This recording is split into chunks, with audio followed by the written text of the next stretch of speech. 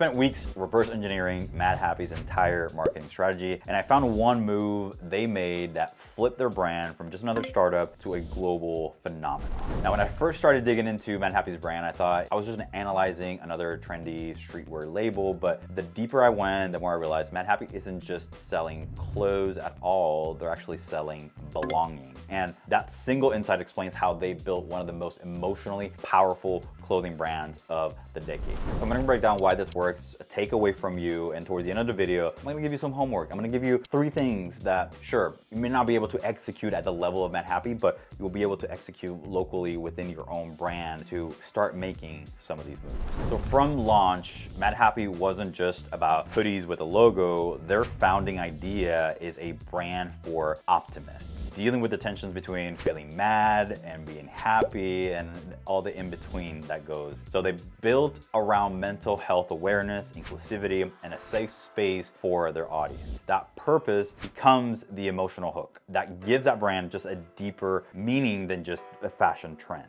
Right? So why does this work? Customers, especially millennials and Gen Z, are looking for brands that stand for something. And according to some analysis, around 54% of Gen Z prefer brands that make them feel part of a community. When your brand speaks a value, people don't just buy products, they actually buy in. So, takeaway for you. I want you to define the why behind your brand. What bigger cause or what bigger emotion do you want your clothing to connect to? Then build all your messaging, your design, your activations around that. Now, if you comment below with your brand's current why, I'll actually respond with one actionable tweet. Hey, before we move on, I just want to say I'm Christian Pignon, one of the co-founders here at Bit Branding. We specialize in helping clothing brands scale online. We've served over 300 clothing brands in the last year alone. I appreciate if you like and subscribe. A lot of you are not subscribed. A lot of you are not liking. Please like and subscribe so you don't miss any of our latest content. All right, so number 2, MadHappy started small, limited drops, strong visuals, and an engaged community. Pop-ups, exclusive collabs, and capsulated drops all created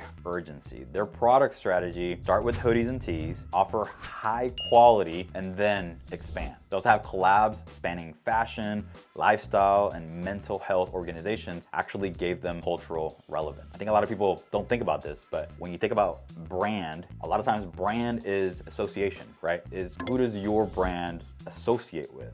Who have you maybe done a podcast with, right? Who have you done a drop with? Who have you connected with offline and been able to maybe create a little mini drop together, right? All those things create connection, and those connections create association. Association creates brand. So why does this work? Scarcity and collaboration build permission and it builds buzz. So when a customer fears missing out, they actually act. And what I'll say, collaborations also expose your brand to new audiences, and it infuses collaborations your line of products. So you always sort of, you're staying relevant with the current time. So biggest takeaway from you here: plan a limited edition drop tied to a partner. Could be a local artist, could be a nonprofit, could be maybe your friend that also has another clothing brand, right? And promote it as something exclusive, something limited, and make sure that you communicate the story behind that collaboration. It's not just a product that looks cool together, but come up with a story, come up with something that you can talk about, that you could potentially maybe make a video on your website, on your social media, and hype this and talk about it, and then launch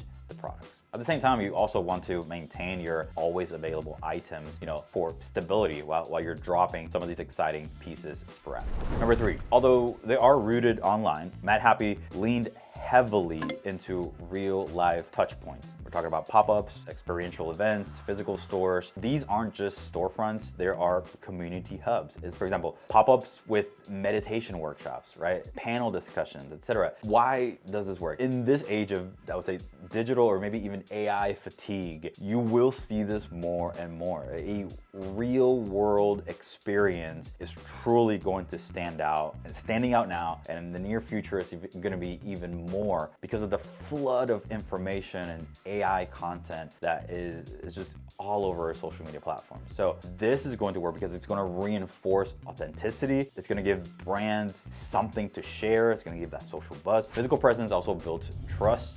it builds emotional connection. So the biggest takeaway here really is, even if your brand is online first, maybe you've never done anything offline, think about your offline touch points. Think about potentially doing pop-ups. Think about events. Think about community meetups. Think about events that are already happening. How can you sort of infuse yourself into maybe some of those events? It doesn't have to be a big conference or anything huge. Like, start small, start local. And that will give you the confidence to then move into bigger and better.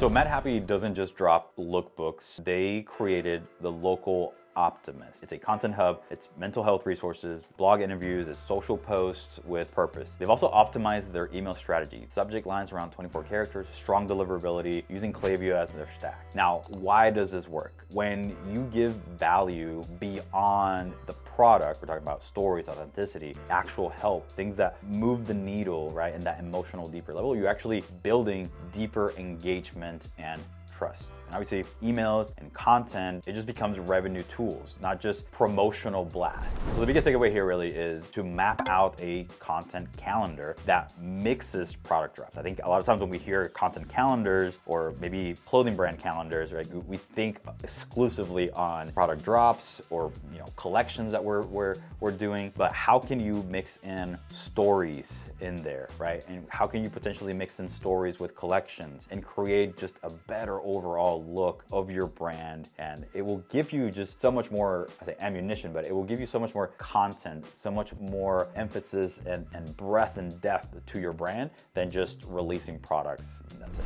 Okay, next up, one of MadHappy's lessons is focus is a very hard thing. And they purposely avoided overextending into too many product lines or too many collaborations without the energy to support them. So they also kept their why front and center, so the brand message stays consistent. So why does this matter? When a brand tries to be everything, it truly dilutes, and customers sense the inauthenticity. Your value proposition needs to remain clear. And I mean, even for us, we heard that when we started. You'll be more successful, you'll become more authentic if you niche down and you become an expert in something just a little bit deeper. Go another layer. And even you may be there and you may still be needing to go just another layer and still keeping your why as your main vision for your brand. But doing that, getting to that next layer, it's going to provide you with the content, the authenticity, the products, the ideas, the expertise to truly take away and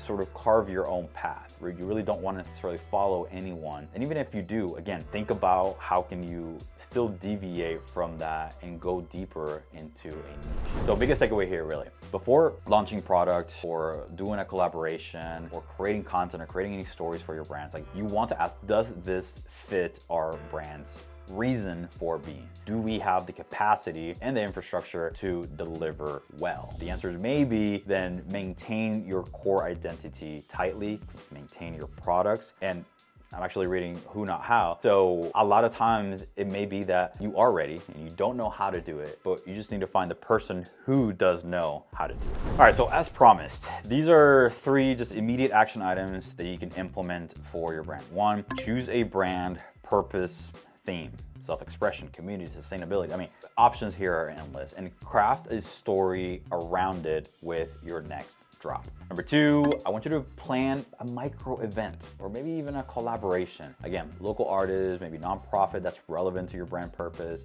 maybe a friend that has another clothing brand. Like, use it to create social content, to create hype, to bring more eyeballs into your business. Number 3, I want you to audit your email efforts right now. Are you just promotion blasting? If you are, I want you to take some time this week to come up with a story. Come up with a story about your brand, maybe how you started, maybe how you're thinking about this next collaboration or this next thing. Talk about, hey, Christian gave me this challenge to come up with this collaboration. I need your guys' help. Come up with something other than a promotion blast for your email. Write it up. Don't even put any embellishments or graphics or anything. Just make it a simple, just text email and send that to your current email. So what I'll say here also is MadHappy's strategy is a textbook example of modern D2C clothing brands. Start with purpose, build your community, leverage scarcity and collabs, and maintain that digital real world experiences to support all with just good operational discipline and investing in organic growth. But again, no brand is a carbon copy of each other. So what makes you different is how you interpret these elements and these strategies into your context of your brand. So if you're serious about scaling, focus every decision through the lens of, does this move the needle on our brand story, our community, and our revenue? And if you enjoyed this breakdown of MadHappy and some of the things that they're doing in the back end, I would implore you to watch actually Represent. I'm wearing their hat right now. So we have a couple of Represent videos, but this one right here just breaks down their overall strategy. And yeah, it's just another great breakdown. So I'll see you there. Click it.